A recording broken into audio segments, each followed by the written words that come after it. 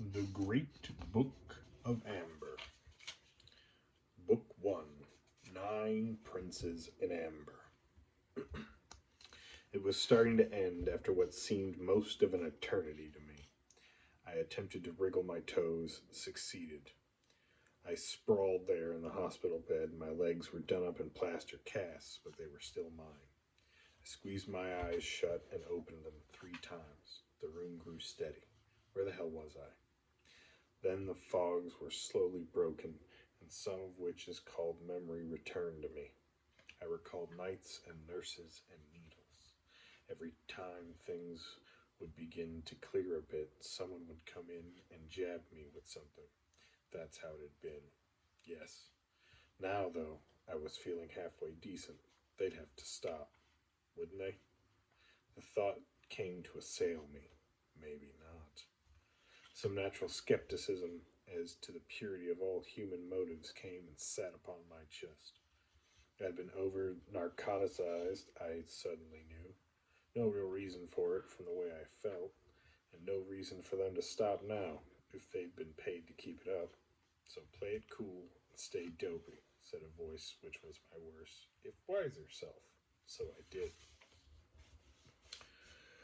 A nurse poked her head in the door about 10 minutes later, and I was, of course, still sacking Z's. She went away. By then, I'd reconstructed a bit of what had occurred.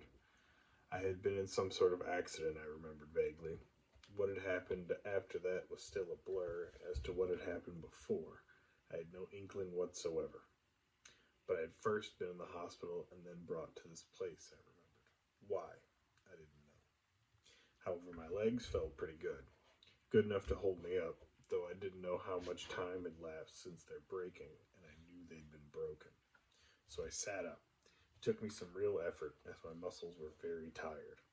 It was dark outside. A handful of stars were standing naked beyond the window. I winked back at them and threw my legs over the edge of the bed. I was dizzy, but after a while it subsided and I got up, gripping the rail at the head of the bed, and I took my first step. Okay, my legs held me. So, theoretically, I was in good enough shape to walk out. I made it back to the bed, stretched out, and thought. I was sweating and shaking. Visions of sugar plums, etc. In the state of Denmark, there was the odor of decay. It had been an accident involving an auto, I recall. One hell of one. Then the door opened, letting in light, and through the slits behind my eyelashes, I saw a nurse with a hypo in her hand. She approached my bedside, a hippie broad with dark hair and big arms. Just as she neared, I sat up. Good evening, I said. Why? Good evening, she replied. When do I check out? I asked. I'll have to ask the doctor. Do so, I said.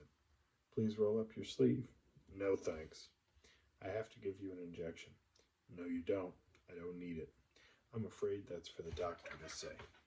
Then send him around and let him say it. But in the meantime, I will not permit it. I'm afraid I have my orders. So did Eichmann, and look what happened to him. I shook my head very slowly. Very well, she said. I'll have to report this. Please do, I said. And while you're at it, tell him I've decided to check out in the morning. That's impossible. You can't even walk, and there were internal injuries. We'll see, I said. Good night. She swished out of sight without answering. So I lay there and mulled. It seemed I was in some sort of private place, so somebody was footing the bill. Whom did I know? No visions of relatives appeared behind my eyes, friends either. What did that leave? Enemies? I thought a while. Nothing. Nobody to benefact me thus. I'd gone over a cliff in my car and into a lake, I suddenly remembered, and that was all I remembered. I strained and began to sweat again. I didn't know who I was, but to occupy myself, I sat up and stripped away all my bandages. I seemed all right underneath them, and it seemed the right thing to do. I broke the cast on my right leg, using a metal strut I'd removed from the head of the bed. I had a sudden feeling that if I'd gotten out in a hurry, that there was something I had to do. I tested my right leg. It was okay. I shattered the cast on my left, got up, went to the closet. No clothes there. Then I heard footsteps. I returned to my bed and covered over the broken cast and discarded the bandages. The door swung inward once again. Then there was light all around me, and there was a beefy guy in a white jacket standing with his hands on the wall switch. "What's this I hear about you giving the nurse a hard time?" he asked, and there was no more feigning sleep. "I don't know," I said. "What is it?" That troubled him for a second or two, said the frown. Then, "It's time for your shot."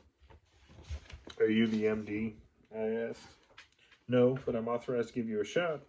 "And I refuse it," I said, "as I've a legal right to do. What's it to you?" "You'll have your shot," he said, and moved around to the left side of the bed. He had a hypo in one hand, which had been out of sight until then. It was a very foul blow, about 4 inches below the belt buckle, I'd say, and it left him on his knees. He said after a time. "Come within spitting distance again," I said, "and see what happens." "We've got ways to deal with patients like you," he gasped. So I knew the time had come to act. "Where are my clothes?" I said. "Yeah," he repeated. "Then I guess I'll have yours. Give them to me." It became boring with the third repetition, so I threw the bedclothes over his head and clobbered him with the metal strut. Within 2 minutes, I'd say, I was garbed in all in white, the color of Moby Dick and vanilla ice cream. Ugly. I shoved him into the closet and looked out the latticed window. I saw the old moon with the new moon in her arms, hovering above a row of poplars. The grass was silvery and sparkled. The night was bargaining weakly with the sun. Nothing to show for me where this place was located. I seemed to be on the third floor of the building, though, and there was a cast square of light off to my left and low, seeming to indicate a first floor window with someone awake behind it. So I left the room and considered the hallway.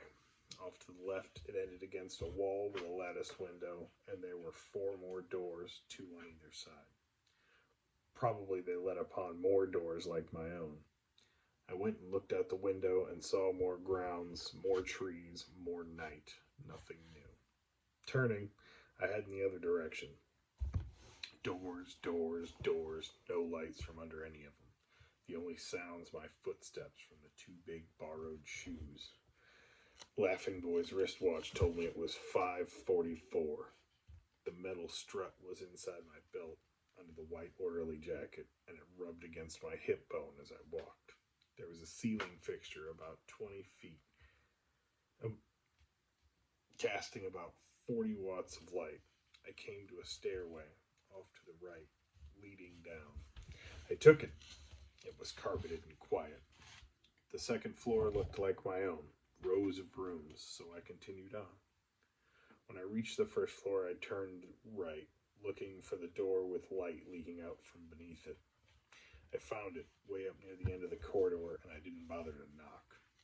The guy was sitting there in a garish bathroom at a big shiny desk going over some sort of ledger. This was no wardroom. He looked up at me with burning eyes all wide and lips swelling toward a yell they didn't reach, perhaps because of my determined expression. He stood quickly. I shut the door behind me, advanced, and said, "Good morning. You're in trouble." People must always be curious as to trouble, because after the 3 seconds it took me to cross the room, his words...